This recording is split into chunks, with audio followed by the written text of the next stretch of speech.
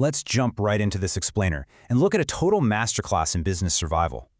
We're talking about how a legacy brand stays alive and actually thrives in a market dominated by an absolute giant. If you've ever walked down a grocery aisle, you know exactly what I mean. The instant noodle section? It's a fierce, incredibly fast-paced battlefield where consumer habits are formed super early and are notoriously hard to break. It honestly makes for one of the most fascinating case studies in modern marketing. So how do you actually compete with a giant? Today we're exploring the ultimate David versus Goliath battle in the Indian FMCG sector. Seriously, when one brand essentially becomes the generic, household name for instant noodles, how does a challenger stay relevant and carve out a profitable slice of the pie? Well, it takes intense strategic precision, which we're going to unpack right now. Think about the sheer scale of it. You aren't just fighting for physical shelf space, you're going up against decades of ingrained consumer habits and some really intense emotional connections. Here's our roadmap for today.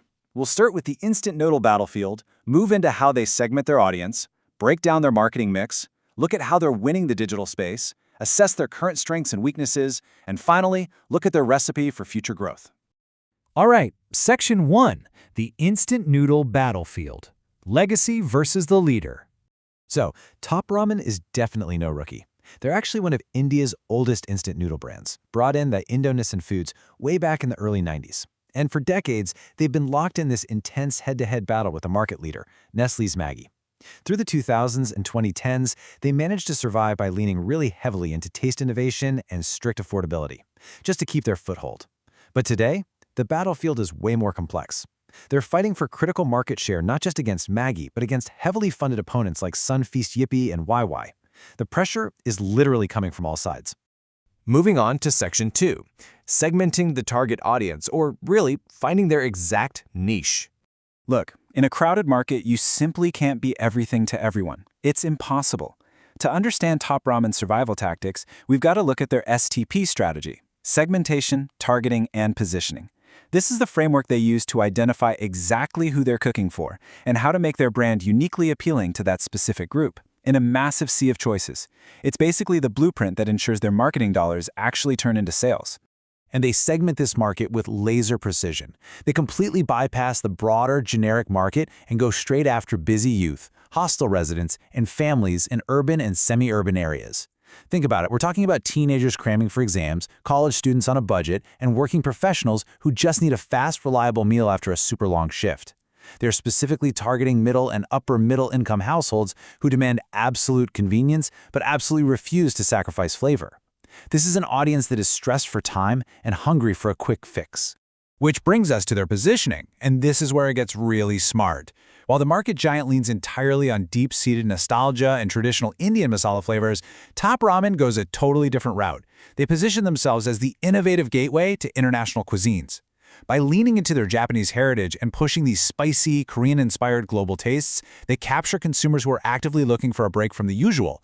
They know they can't out-masala the leader, right? So instead, they offer a completely distinct, globally aware culinary experience.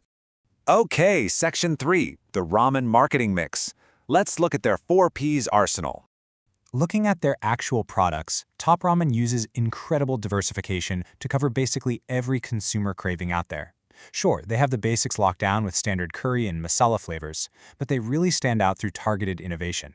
They've got health-conscious consumers covered with whole wheat atta noodles, they've got thrill-seekers with fiery chili, and they are totally capturing that internet-savvy Gen Z crowd with their Korean-inspired Gaeki range. Throw in cup noodles for ultimate on-the-go convenience, and you've got a portfolio designed for literally any snacking moment. When it comes to price, their strategy is aggressive, no question. The source data specifically points to competitive pricing as a core pillar of their survival. They keep price points super affordable and push these value promotional packs to directly challenge the market leader's dominance. This makes their products perfect for those cost-conscious students and young professionals we talked about, heavily encouraging repeat purchases and brand loyalty through budget-friendly combo deals. Now for place or distribution. They've spent decades meticulously building a network that goes from your local neighborhood Kirana store all the way up to massive hypermarkets. But crucially, they're fiercely adopting to right now. They're making sure they have a heavy, prioritized presence on quick commerce platforms and major e-commerce marketplaces, all while still supplying institutional buyers like hotel cafeterias and college canteens. They're basically making sure they are within arm's reach the exact second a craving hits. And finally, promotion. They've totally refreshed their messaging. Knowing they're speaking to a younger, globally minded crowd, their TV and digital campaigns now emphasize superior taste, exciting international flavors, and a really fun, youthful brand personality. It's a high-energy strategy designed specifically to cut through the immense visual noise of the grocery aisle and stick in the minds of people who are bombarded with ads all day long. Section 4. Winning the digital space. These are the new front lines. To build a modern customer base, Top Ramen doesn't just rely on static banner ads. No way. They rely heavily on influencer collaborations and YouTube recipe videos to speak directly to younger consumers in their own language. By keeping engagement high on Instagram and Facebook, running targeted festival campaigns, and really pushing user-generated content, they're building an active digital community. They're basically taking a solitary snacking experience and turning it into a shared, highly social online event based around customizing meals. They treat these digital platforms as a powerful launchpad for their premium products, tapping directly into the Gen Z hype for global flavors. So, when they want to push their Korean-inspired Geki ramen or their cup noodles, they go right to the social platforms where their audience is already scrolling, watching, and sharing. It's a targeted, digital-first push that bypasses old-school media to create immediate, viral interest. Let's pause for a second. Section 5. Assessing strengths and weaknesses with a quick SWOT breakdown. If we take an objective look at where the brand stands today, it's pretty clear. Their global parent company and that massive, innovative flavor portfolio give them an incredible foundation. Those are huge strengths. But we have to acknowledge the weaknesses: lower advertising visibility and a significantly smaller market share compared to the category leader.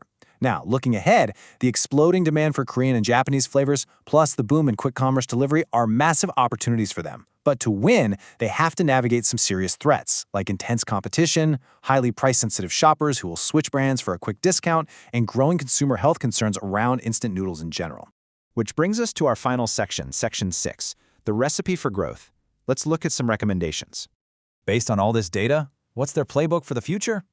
Well, to secure their long-term position, they've absolutely got to lean into healthier options. We're talking high-protein, millet, or lower-sodium noodles to counter those health-conscious threats.